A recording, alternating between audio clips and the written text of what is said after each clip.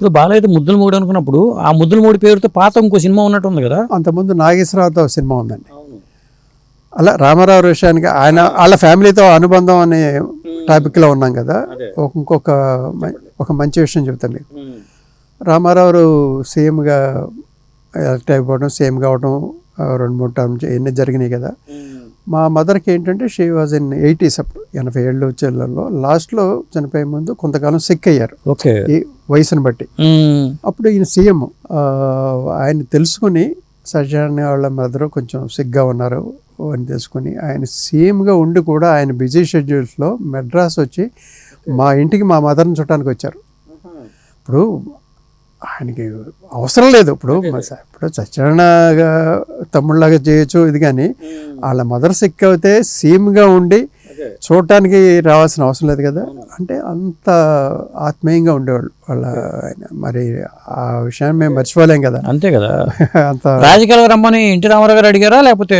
అయ్యో, రాజకీయంలోకి బ్రదర్, ఇప్పుడు సినిమాలో దాదాపు 100 సినిమాలు మనిద్దరం చేసాం, పక్క పక్కన ఇండస్ట్రీలో ఎంతకాలం ఉన్నాం, మేము రాజకీయాల్లోకి వెళ్తున్నాం, నువ్వు కూడా వచ్చేసాయి, అసెంబ్లీలో కూడా మన ఇద్దరం పక్క పక్కన కూర్చోవాలి అని చెప్పి ఆయన చాలా పాపం అన్నయ్య రమ్మన్నారు.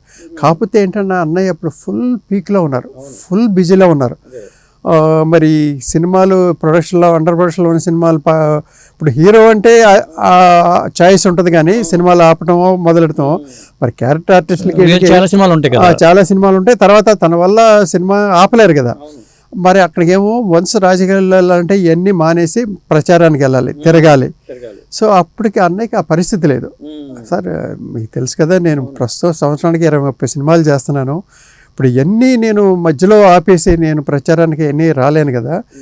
మరి ప్రచారానికి రాకుండా నేను రాజకీయాల్లో రావాలనుకుంటాం కూడా మరి కరెక్ట్ కాదు కదా.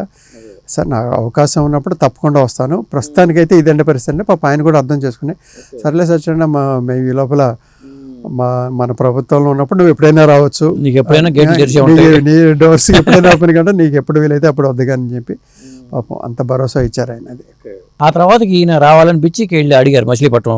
అప్పుడు ఏంటంటే ఇక రామారావు చనిపోయిన తర్వాత చంద్రబాబు నాయుడు గారు ఇక ఫీల్డ్లోకి వచ్చిన తర్వాత చంద్రబాబు నాయుడు గారు అన్నయ్య దగ్గరికి వచ్చి, అన్నయ్య ఏదో షూటింగ్లో ఉంటే రామానాయుడు గారు స్టూడియోలో ఏదో సెట్లో ఉంటే పాపం ఆయనే వచ్చి మచిలీపట్నానికి మీరు ఎంపీగా ఉండాలి అంటే, అప్పుడు అన్నయ్య ఇదే అన్నారు. నేను రామారావు అడిగినప్పుడు కూడా నేను అప్పట్లో కుదరలేదండి, ఇప్పుడు కూడా స్టిల్ బిజీగా ఉన్నాను, కాదు మీరు ఏ రకంగా మీరు ఖాళీ చేసుకుని రావాల్సిందే, ఎందుకంటే మచిలీపట్నానికి మాకు సూటబుల్ క్యాండిడేట్ ఎవరో మరి మాకు మీకన్నా ఎవరు సూటబుల్ అనిపించట్లేదు, మీరు రావాలని పాపం ఆయన కొంచెం గట్టిగా అడిగేసరికి అన్నయ్య అప్లై చేశారు.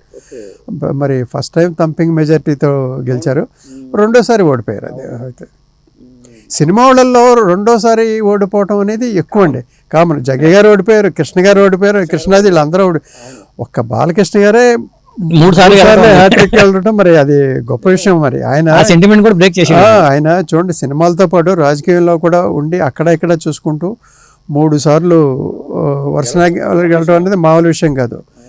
3 హిట్లు వరుసగా రావడం కూడా మామూలు విషయం కాదు ఈ రోజుల్లో. అలాగే ఇప్పుడు వాళ్ళ ఫ్యామిలీలు ఇద్దరిని కంపేర్ చేయాలంటే రామారావుని బాలకృష్ణ గారిని, మరి రామారావు కూడా ఆ రోజుల్లో చూడండి, మామూలుగా ప్రజలు ఏదో ఇబ్బంది ఉన్నారు, ఏదో ఒక న్యాచురల్ కెలామిటీ జరిగినాయి, వరదలు వచ్చినాయి, లేకపోతే కరువు వచ్చిందన్నప్పుడు రామారావు ముందుండి రాయలసీమ కరువు కానీ మన దేవసేమ ఉప్పెన కానీ మరి ముందుండి ఎన్నో ఏదో కొన్ని నాటక కార్యక్రమాలు ఇవన్నీ చేసి డబ్బులు కలెక్ట్ చేసి ఇచ్చారు.